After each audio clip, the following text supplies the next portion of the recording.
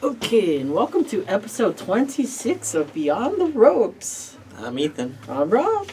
All right, and we are your broadcasting tag team champions.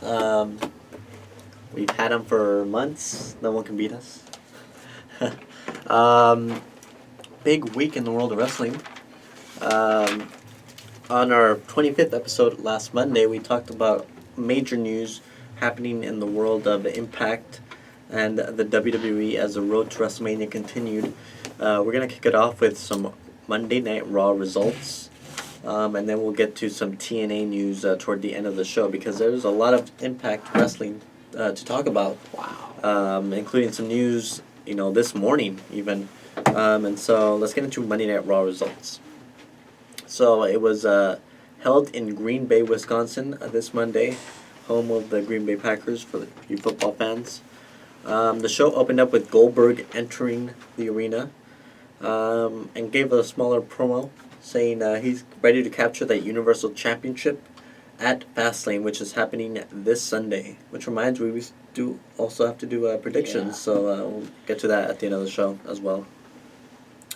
Kevin Owens came out and cut a promo on Goldberg saying he has a lot of things to get off his chest, but he ultimately ran down the list of people who he's defeated since coming to the WWE and said Goldberg will be the next in the evolution of Kevin Owens. And to close it, he said at the end of the day, by the end of Sunday night, the Goldberg chants will die. So a nice back and forth there, building up toward their match at Fastlane this Sunday. The New Day came out, and a special happy birthday to Big E. It's his birthday today, so happy birthday to him. Happy birthday to He's Booker gonna have T. some cereal. Yeah, let's have some bootios. It's also Booker T's birthday today, in which WWE are currently conducting a poll of what is his biggest move, I guess. They do on Twitter and Instagram. They do their What a Move Wednesday, where they essentially choose a number of superstars, and the fans get to choose what their favorite version of that move is. This week's is Booker T, so it could be like the scissors kick, the bucket, like his actual moves. Moveset, not the Spinneroonie could be one, I guess. So that's going on social media. But getting back to the New Day, they came out and cut a nice promo, heading into what will be their first time hosting WrestleMania. In just less than 40 days. And it's funny because they called out the Shining Stars, but midway out, a producer came out and interrupted the New Day and gave them an envelope revealing that they made a mistake. Kofi said this is not going to happen at WrestleMania. This is not their hosting responsibility. This is not going to be a mess up of their hosting responsibilities. Obviously, they were replicating what happened on Sunday at the Oscars, but they opened the envelope. It revealed that the Shining Stars would take on the Big Show later, and they opened the envelope to reveal Jinder Mahal and Rusev were the New Day's opponents. Good back and forth match. The New Day picked up the victory after Kofi Kingston distracted Rusev and lured him away from the ring by arguing with Lana. Xavier Woods got the roll-up on Jinder to get the victory. By the way, Rusev did also get a haircut yesterday. Yeah, he got a haircut. He looks pretty different, short. So, I mean, it was from a side angle, so you couldn't really tell how it looked. So we'll have to wait and see how that looks either at Fastlane or next Monday on Raw. Or until he posts another picture. Moving to the Cruiserweight division, Akira Tozawa took on Noam Dar with Alicia Fox by Noam Dar's side. After Dar ducked the Tozawa kick, Tozawa was able to catch him in a snap German suplex to get the victory. I like how he finishes off the opponents. Yeah, it's a very fast-paced finisher. Although I wouldn't think he'd give us back to Brock. Yeah, it's a very effective finisher. He's been very successful so far in his time in WWE. However, after that match, Brian Kendrick attacked Tozawa from behind and gave him his third lesson which was have eyes in the back of your head.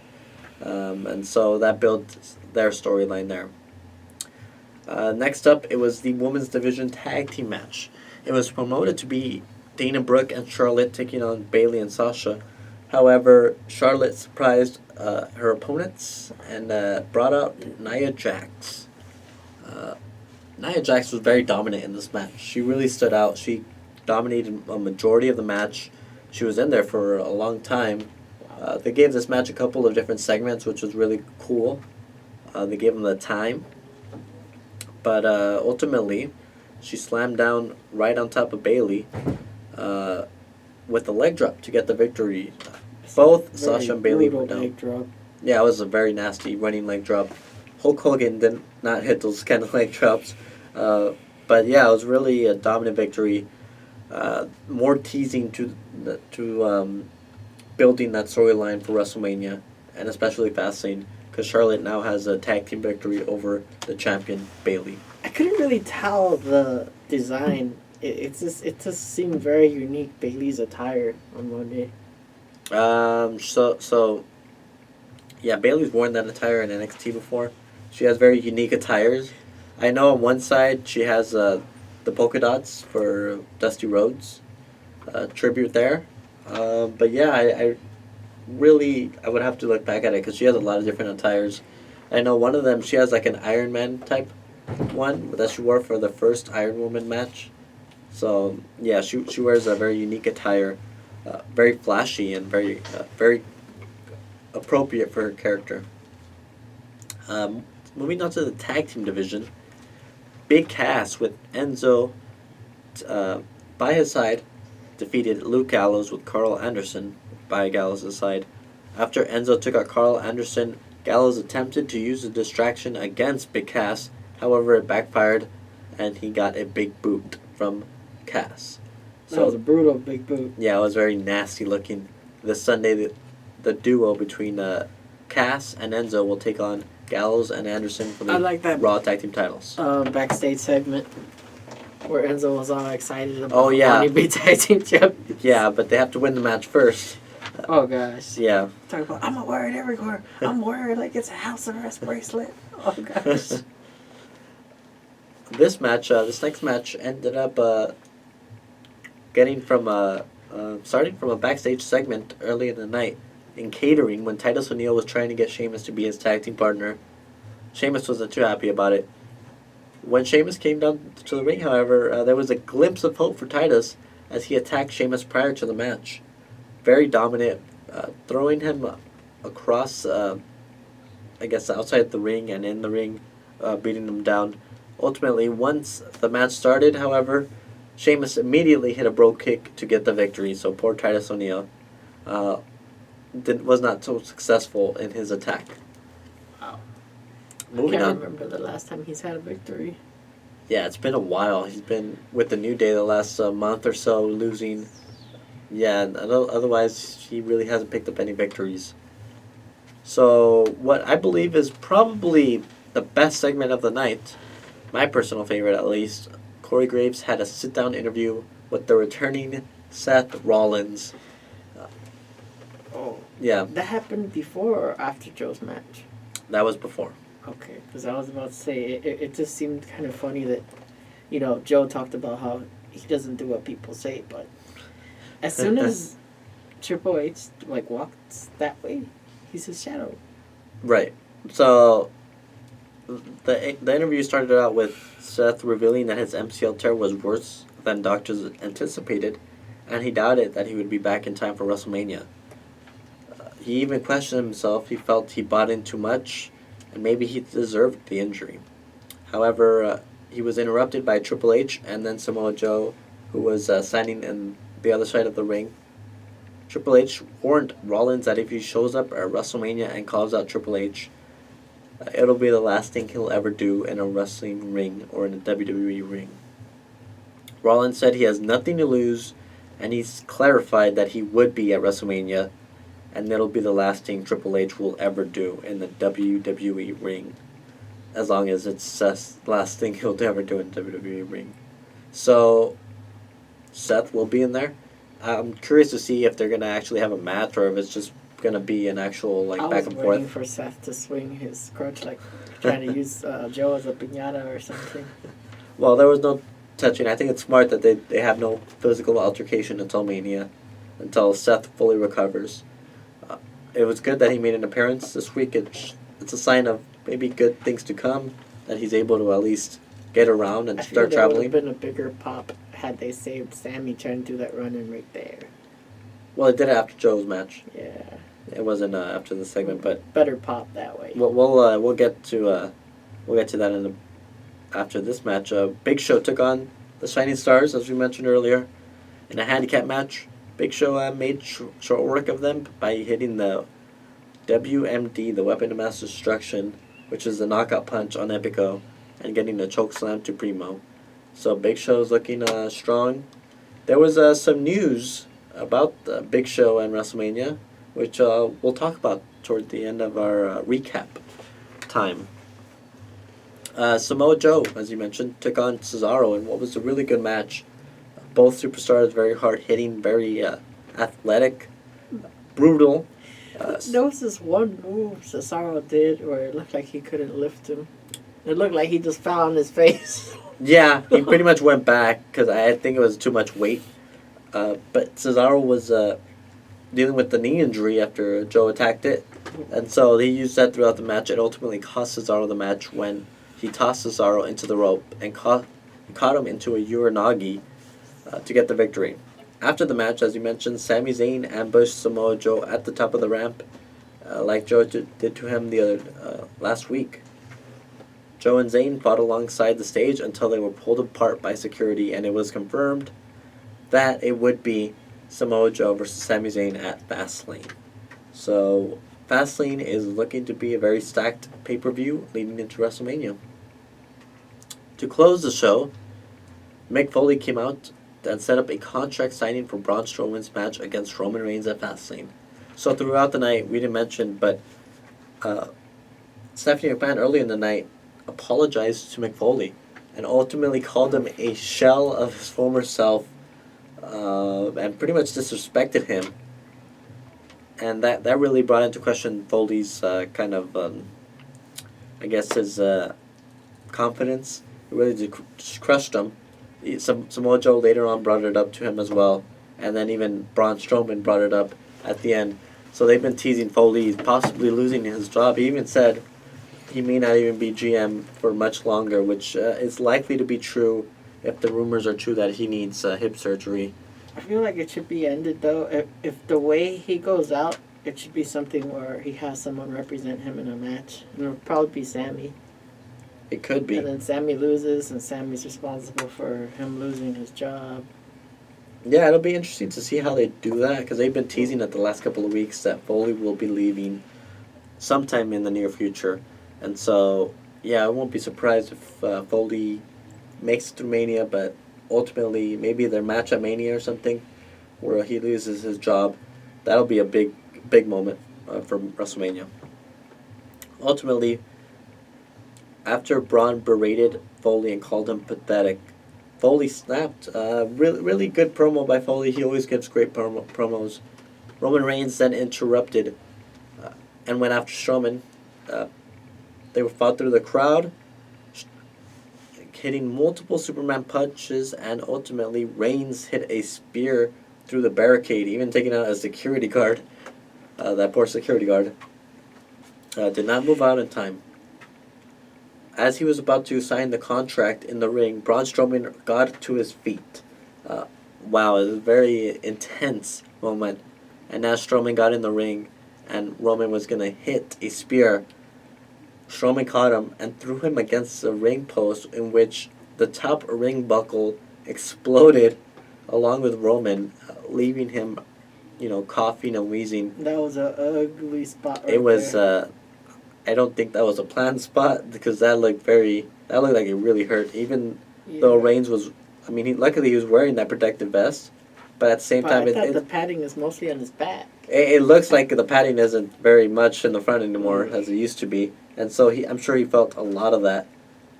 However, once Strowman left the ring, Reigns was able to get up and actually sign the contract being pretty much on his knees in the middle of the ring, beat up, but he's ready for Fastlane. And so that was a pretty solid go-home show for Monday Night Raw heading into Fastlane.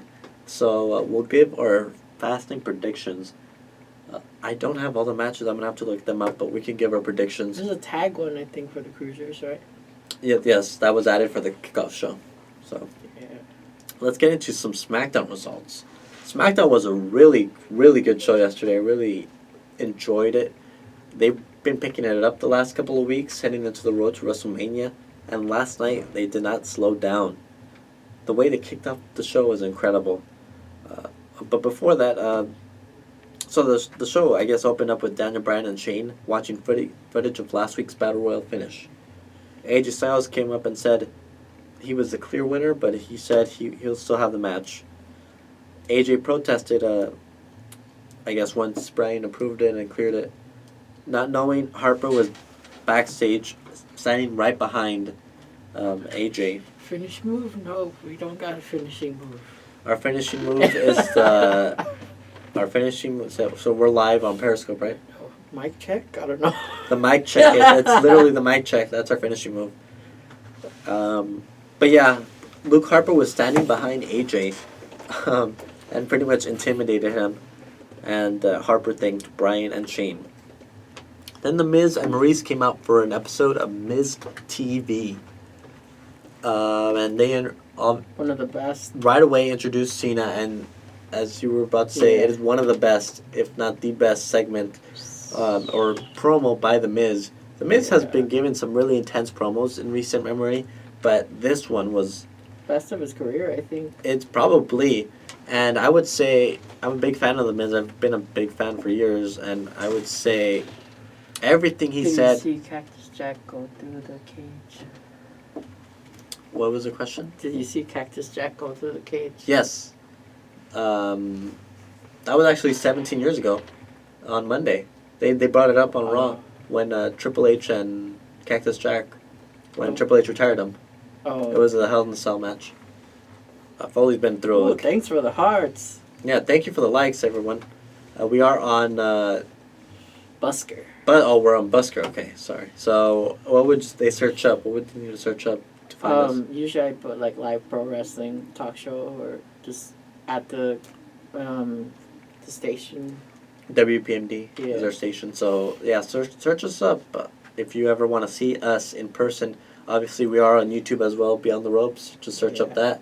Facebook, give us a like, Beyond the Ropes. So, thank you very much for tuning in. As we mentioned, The Miz was getting a lot of frustration off his chest, saying it was Cena's fault that The Miz never really got his chance to shine. And I can agree with that, and I'm sure a lot of superstars will agree with that. That Cena is kind of politicking in the back, getting a spot, and it was really intense. I didn't know his title reign was only like 2 weeks.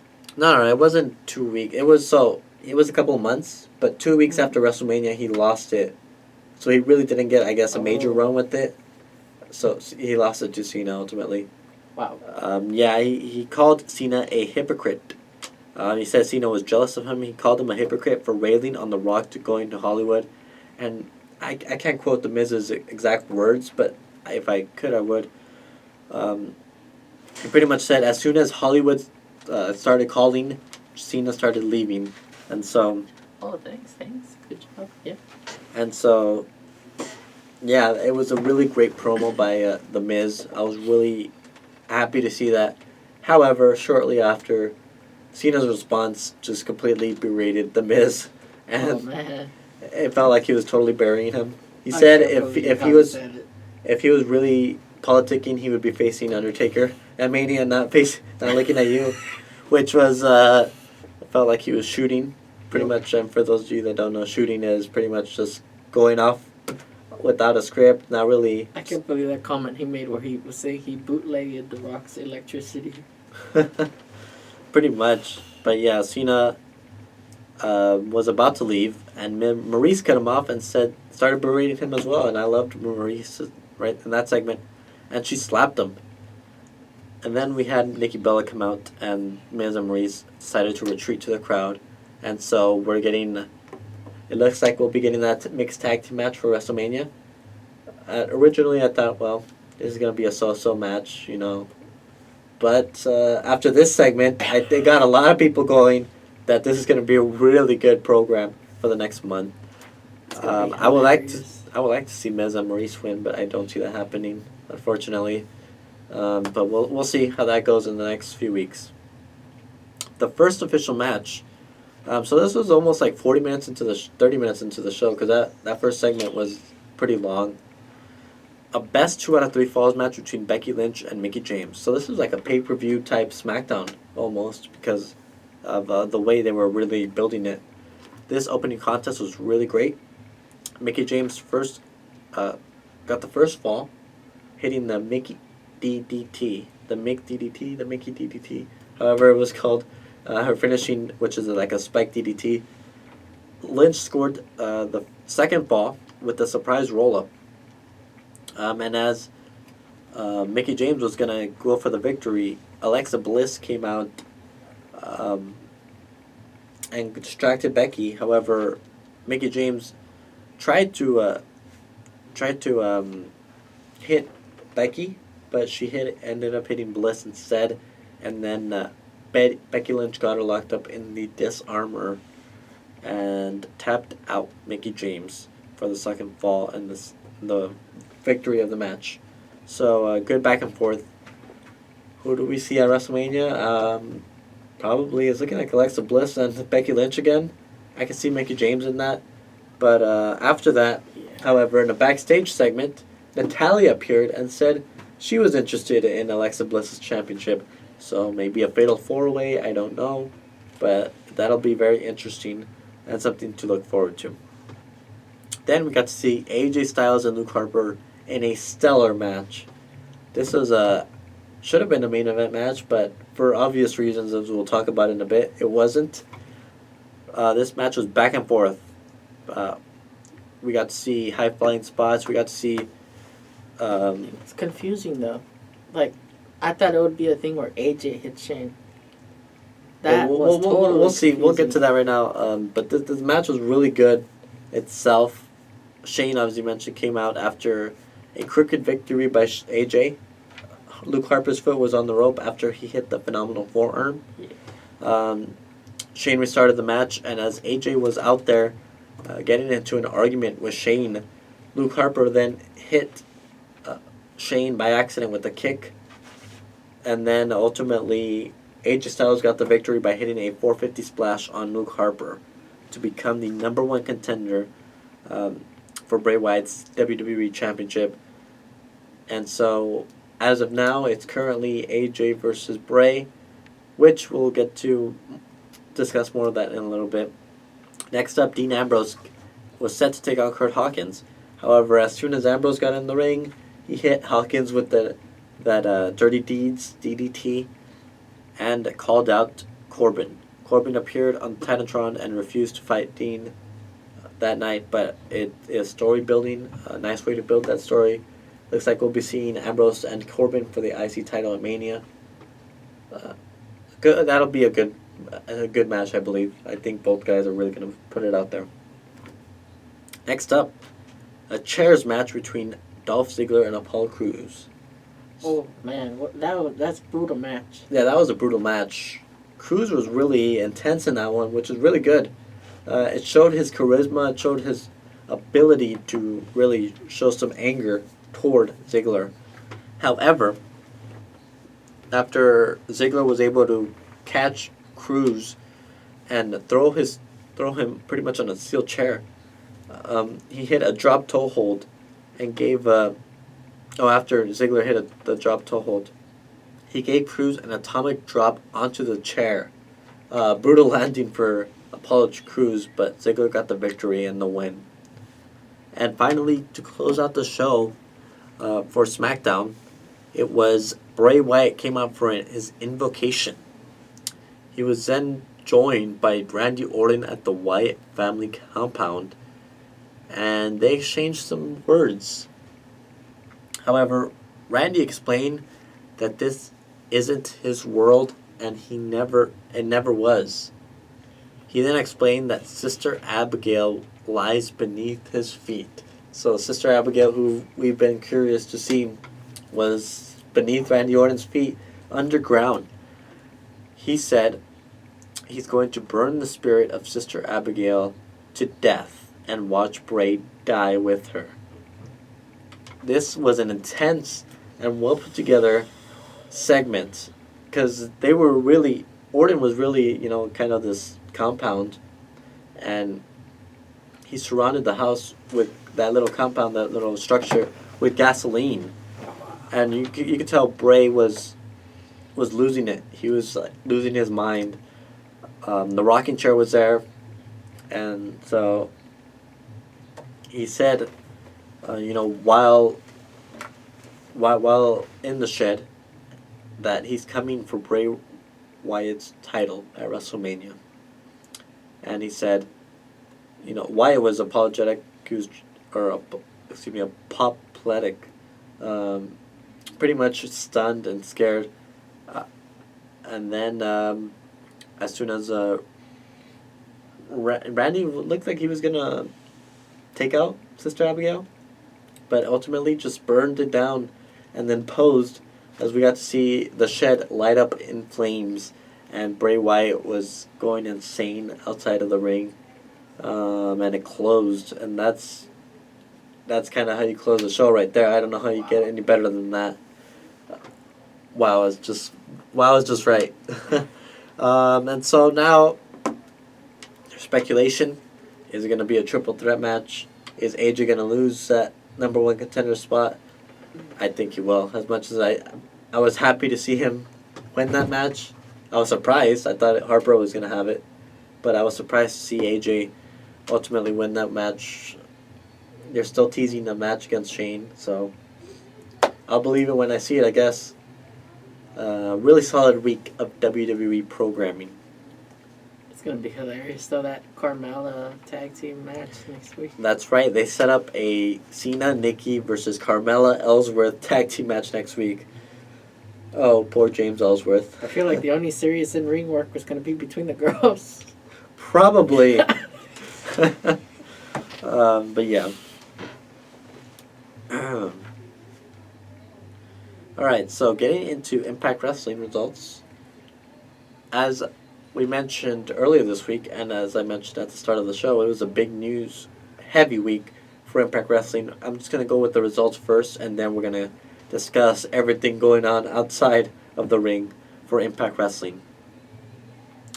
The show opened up with Matt Hardy speaking to his giraffe, George Washington, the spirit of George Washington. He said he speaks to the giraffe, and later Matt Hardy tells Vanguard 1 that he's worried about his drinking issue. Matt then tells Jeff that he's going to become the King of Gold, but may lose his abilities, so he can house his abilities in Brother Nero, which happens. He ultimately gave his abilities to Brother Nero, Jeff Hardy.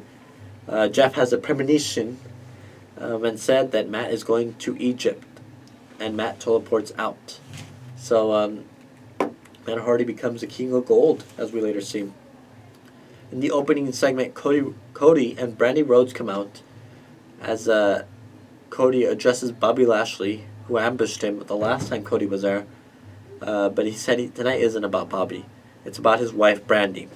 He then wants Moose to come out to thank him for helping his wife solve the issues with Decay. After he thanks Moose, the big man, Moose, offers his services to Brandy and Cody, saying they both have his number. And Cody then very slowly and methodically asks Brandy, that why she has his number. And then it's it's very suspicious. He calls Moose some names. Brandy steps in and asks her husband if he's joking. He then says he's joking. He laughs it off, and then he kisses his wife, shakes Moose's hand, and then kicks him where it really hurts him most, for a low blow. and then starts unleashing on him, and then hits Crossroads. And, Brandy is obviously very shocked and screaming, but she can't do anything. Cody then does the gun hand symbol, and commentator Josh Matthews alludes to his association with the Bullet Club, so that's interesting to see. Backstage, as someone tries to interview Cody and Brandy, Cody tells him to get away from his wife. So we get to see a jealous Cody Rhodes and Impact. Let's see where that goes. Brandy was very apologetic to Moose on Twitter, so we'll see where that goes. The opening contest was Eli Drake taking on Tyrus. So this was definitely not a 5-star match. This is a little back and forth. Eli Drake trying to convince Tyrus during the match not to assault him and saying he would give him a raise. Ultimately, he said Eli wants him to shake his hand. Tyrus says no. Tyrus says that he won't shake his hand, but he'll give him a hug. And the two hug in the ring. I think it's a relief that they did not break that team after all. Yeah, it was a smart move. And so good for them. We'll see where that goes. And throughout the night, we see Maria, Sienna, and Laurel Vaness getting ready for the wedding. And so that was going to be the closing segment of the night. And what was a pretty big segment for Impact Wrestling. Back in Cameron, in the Hardy compound, Matt Hardy teleports back with a golden boat, and he is wearing Egyptian garb. He says he's got part of his original vessel from 780 A.D. Or is it? Was it BC or AD? It was 780, but it was the King of Gold. Skarsgård is now the Golden Ark to house all their championship titles until they are declared the best tag team in all of space and time. So they kept building that ecstasy of gold type of match. We got to see a Rosemary and Jade segment. They had a back and forth, and ultimately it was announced that this week actually it'll be a last knockout standing match between Rosemary and Jade for the Knockouts Championship. So we have something to look forward to tomorrow night. That should be a really good match. Braxton Sutter was then backstage trying to work up the will to call someone. Then we get to see Mike Bennett come in with drinks in his hand, saying, says, marriage is work. You have to admit when you're wrong, though she never does. Pretty much kind of berating the marriage, which is really funny. Sutter then tells Bennett about Ali. Tells Bennett this about Ali. Mike then says Maria said she'll take care of that regarding the situation with Ali. Bram and Jesse Goddard had a match, and Jesse Goddard was able to get the victory once again. So he got another one-up on the DCC. There was no sign of James Storm this week, so I wonder where he was at. But Jesse Goddard with the victory. Pretty good match, decent match. The Hardys then teleported to their next stop, thanks to Vanguard 1. They find themselves in the Mid-Atlantic Outlaws, who are the number one contenders for the promotion's tag team titles. Matt suggests a number one contenders match, but it looks like the rest of the locker room convinced the number one contenders to give up their spot to let the Hardys have a shot at the titles to get their ticket out of here, because apparently the tag team champions were very successful, and so they wanted the Hardys to defeat them. Back to the women getting ready for the marriage ceremony. Ali shows up. Ali says she does not want to be here, but Maria said it's not an option. Very heelish. Maria, very good, backstage stuff. Ali leaves and runs into Braxton Sutter. She asks him if this is what he really wants to do. He says that he's sorry, but he has to. And she obviously doesn't understand what's going on. Back to the Hardys. They look for the tag team champions, and they eventually find them named Mathis and Rage. They've apparently been champions for 12 years. which is a pretty incredible reign. If you you know think about that in wrestling terms, 12 years. Who's been champion for 12 years? I don't know. That goes way back to those Bruno Sammartino days. You Yeah, don't see those- reigns like that. Back when Bruno was champion for 8 years or something. Ultimately, we watch another heavily edited match, but the Hardys picked up the victory and have won the Mid-Atlantic Tag Team Champions. Once they won the match, they teleported home and put the titles into the Golden Scars guard. And so that was the Expedition of Gold. I don't believe we saw another promo, right, for this week? Mm-mm. Well, we'll get into more of that, what's going on between the Awkward Hardys. ending. Yeah. But then we got to see Bad Bones taking on Josh Barnett with Lashley on commentary. This wasn't a pretty match. It was, I think, merely to see what Josh Barnett had. And he got ultimately the victory.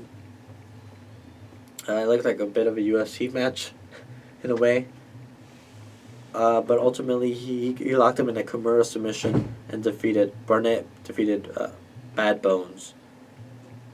Then we got to see the X Division Championship match between DJZ and Trevor Lee. Really solid match. Trevor Lee, really good in-ring worker. DJZ, obviously another good worker. Ultimately, it was DJZ's injured knee that cost him the match, and he pretty much rolled him up and with a handful of tights to get the victory. After the match, DJZ goes after Helms, but Lee takes him out. Shane tosses a chair in which the champion put on DJZ's legs, but Andrew Everett came out, made the save, and hit a nasty, and I mean nasty, Hurricane Rana on Trevor Lee. Did you see that? Yeah, that. He landed right on his head. I haven't seen something like that. It was I don't think anyone's ever seen something like that, but that was very brutal looking, and at the same time beautiful looking, because you don't see that kind of move every day.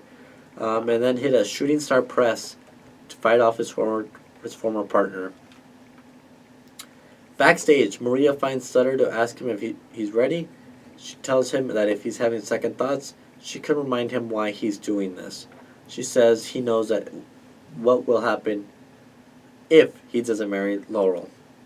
And so we finally get to the last segment of the night, the big wedding. And this got a lot of boos and a lot of cheers, but it got something that Impact really hasn't had in a while, and that's a big reaction. And so a lot of people were saying it was a really good segment. A lot of people were actually loving the recognition it got, so good for Impact. The Miracle, Mike Bennett and Braxton Sutter come up first. Bennett is already drunk because he's regretting his marriage after he talked about it earlier. You can see him, he's carrying 2 bottles of champagne with them and stuff. Rockstar Spud and Aaron Rex came out to kind of they love weddings apparently. It was great to see them. Spud is supposed to be like the flower girl, I believe, which I think that was the only way they were able to be a part of the wedding. Josh Matthews said that they really wanted to be there because they love weddings, so they took the flower girl spot. So Aaron Rex and Rockstar Spud are really good. Then the bridesmaids Maria and Sienna came out, and then we finally see Laurel Venice come out after the commercial break. Maria gives a speech introducing the wedding she's planned, but first needs the ring bearer, which is Allie. Allie comes out, and it's very clear that Braxton Sutter is really amazed at how Allie looks. Then Maria orders the wedding to officially begin, but Maria tries to hurry it along before obviously Braxton changes his mind. The crowd was really hot, chanting things like "Just Say No," and of course "Delete," which is the biggest probably wrestling chant these days. And when asked if anyone objected, Allie tries to, but Sienna stops her. The crowd chanted "We object," which Sienna can't silence, but Maria obviously says, no, they don't matter. And as soon as the time to come to say I do came, Laurel Vaness eagerly does, but Braxton takes a lot of time and says, I'm really sorry, but I don't. Laurel Vaness is very angry, and Rex is shocked as he see his face. He he was very amazed, and it was really well done. But he says he can't stand being around her, and he's in love with someone else, and he professes his love to Allie finally after several weeks of anticipation. We got to see that. Maria is obviously furious, and said that she's gonna fire Allie, and Allie, however, cuts her off and says she quits instead. Then everything goes crazy. Sienna tries to hold Allie, and Bennett tries to attack Sutter, but Braxton decks Bennett. Then Brooke runs down to neutralize Sienna. Robbie E. comes out to attack Aaron Rex, and while Laurel Vaness has a nervous breakdown in the background, crying, Allie and Braxton kiss in the ring. And that closes the show. Interesting episode of Impact Wrestling. But yeah, really, really big week for wrestling. Oh, look at this. So, we got some more news for Impact. I'm going to go through a number of things that happened this past week for Impact Wrestling, because there was a lot more news that happened that we didn't even get to. On Monday we talked about what happened over the weekend, and a lot has happened in the last 2 days. So let's get right into it. Let's see. Let me try and find as much as I possibly can so I can get... So what did you think of Impact? I would have had something else at the end. I think I would have had either the Cody one or the Broken Hardys segment instead. Okay. But it should be interesting what will happen with TNA soon. But I'm a little worried about what I read online that so if the Hardys are gone, it's actually in question whether or not Matt owns the Broken gimmick. That was in question. However, in recent tweets, the last 24 hours, we've seen Matt Hardy continue that Broken character. So I would think that he does have ownership of that. And I don't think, since TNA is likely going back to traditional booking, I don't think they would have a use for that Broken character anyways. And so this is Jeff Jarrett commenting on the departure of the Hardys and Drew Galloway, who also left this past weekend. So this was a number of tweets. For the record, it's Impact Wrestling's corporate policy not to make any comments on talent contractual matters. I personally wish nothing but continued success for Jeff Hardy, Matt Hardy, and Drew Galloway. All three of them are fantastic. Talent, and wherever they land, they will obviously do very well. Wrestling business can be tough at times, but one thing is for sure, the business is always changing. Ready for Universal Studios Orlando. Can't wait for Thursday. So that was Jeff Jarrett's comment on that. And now we're going to get to what Rebby Hardy had to say. Rebby's obviously Matt's wife. She's been on TNA a number of times. And so this was on Busted Open Radio on Sirius XM. This was a recap from Rebby Hardy's interview that they conducted on Tuesday afternoon. So some of the bullet points here. The rumors are true. We will not be re-signing with Impact Wrestling. Up until a few days ago, we didn't know if we were re-signing. We didn't get the contracts until 5 days before our current deal ran out. TNA was a perfect situation for our family. We travel together and we have a limited schedule. I don't feel there is ever a situation for guys like Matt and Jeff where they should be chasing after their employer for a new contract. Led us to believe that they didn't think we were important. It got to the point where it was coming down to the wire, and it was almost like they were being bullied, like we were being bullied into signing the contracts. The locker room is amazing. 2016 was a really hard year for them, but everyone busted their butts. They didn't care about the rumors. Say what you will about Dixie Carter, but at least she knew how to talk to people. It's too late to salvage this. It's the 11th hour. This deal expires at midnight tonight. Matt is in love with his broken universe. He's not giving that up anytime soon. I can confirm that. It's his baby. Pretty much after the interview, Rebby contacted someone else in which it was on the air. It said the Hardys wanted to do the right things by the fans, the company, and give up the tag team titles on TV, but Anthem Sports denied it. Apparently they didn't want them uncontracted to be on TV, and so it looks like we're not going to get a conclusion to the broken universe, unfortunately. But so that was one thing. Also, what happened yesterday, 2 more stars left Impact Wrestling. Last night, 2 well-known stars left by the name of Mike Bennett and Maria Bennett. So, as we mentioned, the wedding this past week, it looks like we won't be seeing either of them in the near future. We might see them this week, I believe, but not for the next round of tapings. Apparently, they had been working on a per-appearance deal after their contracts expired at the end of last year. At one point, the couple agreed to terms to remain with the company, but later changed their mind. So, as of now, there's no word on where they're going to end up, but they are not going to be around Impact Wrestling. In other news, another person was gone as of 5 hours ago from Impact Wrestling. A knockout by the name of Jade. So Jade, who was set to face, oh my God, what's her name? Rosemary this week. Apparently that's going to be Jade's last appearance on TV, because that was obviously pre-recorded. But it appears that her deal expired, and she's a free agent. So, Wow. Yeah, she's no longer there.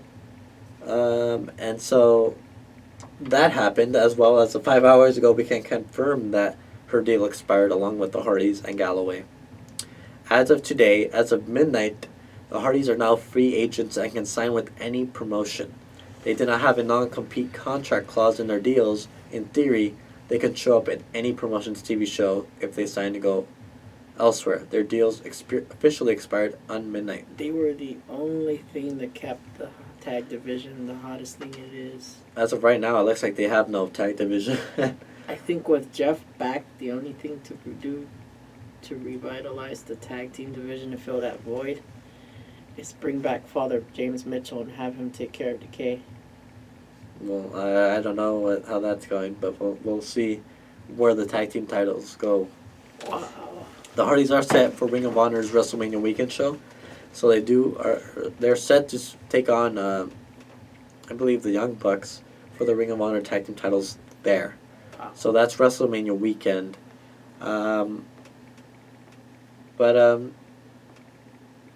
Let me look. I want to look at Matt Hardy's recent tweets, because his tweets in the last 24 hours have been, or 48 hours I should say, have been very interesting and very noteworthy to pay attention to. So let me look that up on Twitter right now. Yeah, so talent is leaving left and right on Impact. It seems like every day they're losing someone. They do have tapings tomorrow, so we'll have to wait and see. I believe tomorrow's Impact is still from the last set of tapings, so we're not going to see any effect right away, but we will probably see that starting next week. I mean, with the Hardys leaving, I wonder what that means for Gregory. For Shane Helms? Yeah.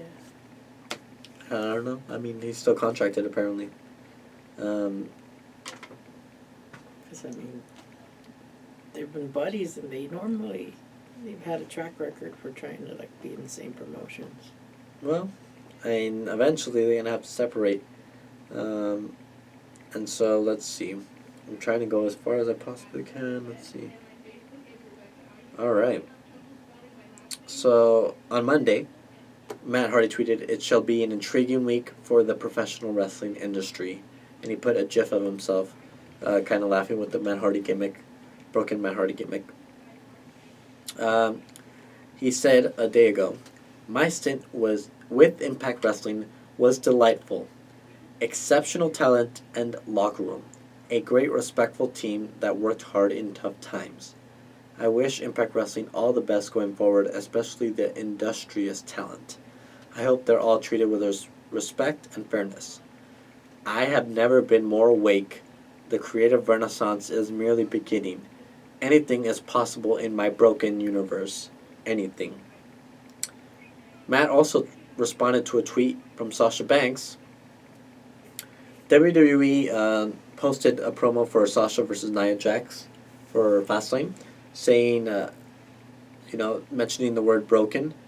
Sasha Banks quoted that tweet saying, "You're not Matt Hardy, and I will never be broken."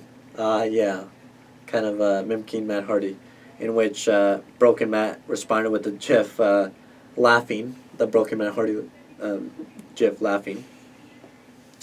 Then he later tweeted on, "The future shall be exhilarating. When you think you know all the answers, House Hardy will change the questions. We are magic."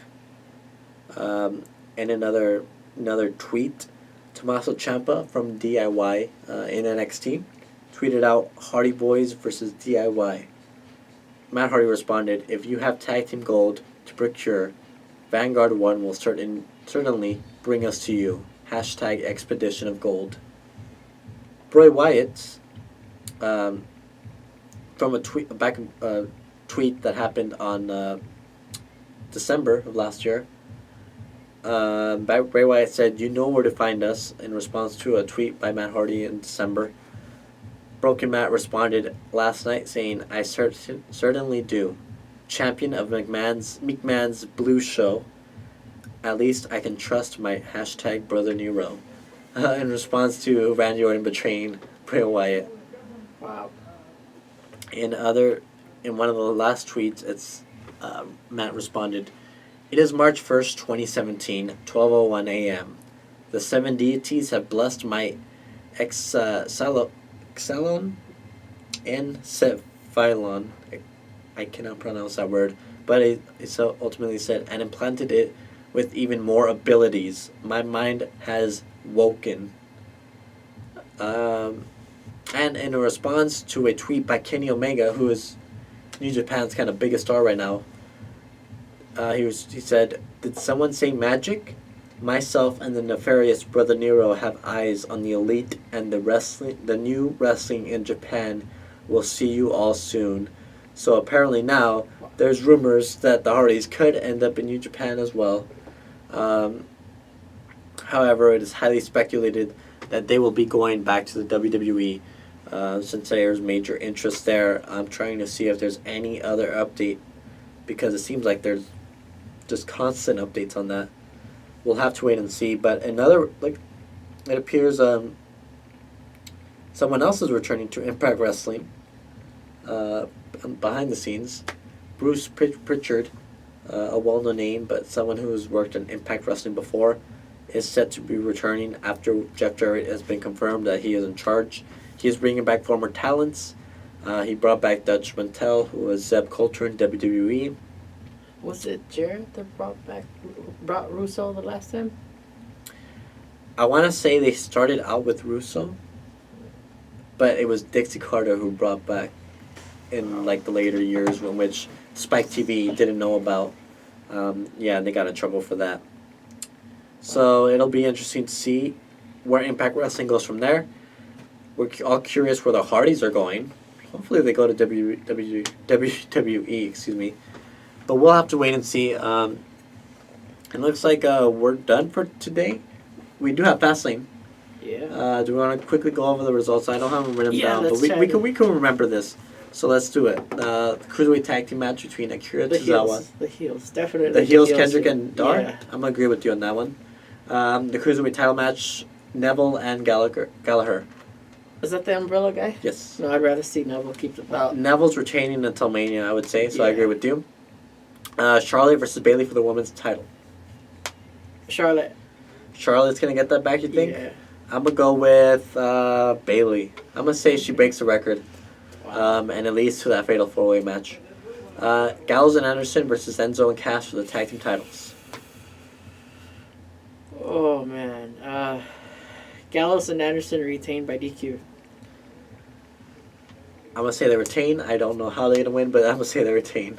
Samoa Joe versus Sami Zayn. Joe. Joe, I have to agree, Joe. We're agreeing with a lot, but it's got to be Joe. Am I missing any other matches? I'm missing Braun Strowman versus Roman Reigns. Ooh. I'd rather see Strowman go over right now. I'm going to say Strowman wins with some kind of interference. It's going to lead to a Roman Reigns Undertaker match. I'm going to say interference. Kevin Owens versus Goldberg for the Universal title. Oh, that bout's going to Goldberg for sure. Yeah, I'm going to say Goldberg. As much as I would like to see Owens retain, I think it's going to be Goldberg. So those are our predictions. I think we got all the matches. Nia Jax versus Sasha Banks. I'd rather see Sasha win. But I don't know. I'm going to go with Nia Jax. All right. And those are our predictions. I think that's everything. We've covered it. We're tapping out for the day. Someone ring the bell. We hope to catch you next week's episode. A news-filled week. Until then, this episode's about to be deleted.